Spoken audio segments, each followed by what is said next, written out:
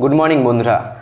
Senior হোক বা junior, মাঠে ময়দানে যে কোনো পরিস্থিতিতে যে কোনো ক্ষেত্রে আমাদের ভারতীয় দল যখন পাকিস্তান টিমকে হারায় তখন কিন্তু 140 কোটি মানুষ সত্যি খুবই খুশি হয়।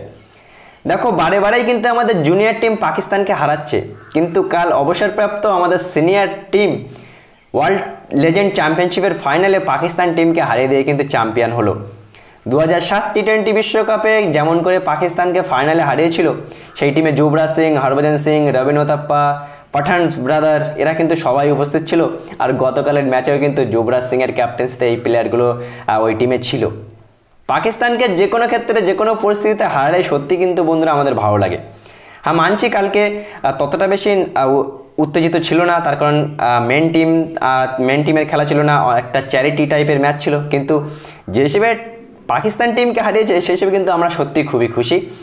কংগ্রেচুলেশন যুবরাজ সিং, আবারও কিন্তু সে দেখিয়ে দিল যে বয়স হয়ে গেলেও কিন্তু ক্রিকেট তাদেরকে ছাড়ছে না। তারা ক্রিকেটকে ভুলে গেলেও ক্রিকেট তাদেরকে ছাড়ছে না। আর 140 কোটি মানুষের আরও একবার খুশির কারণ হয়ে দাঁড়ালো এই আমাদের সিনিয়র টিম পাকিস্তানকে গতকাল হারিয়ে দিয়ে চ্যাম্পিয়নশিপটা নিজেদের নামে করলো।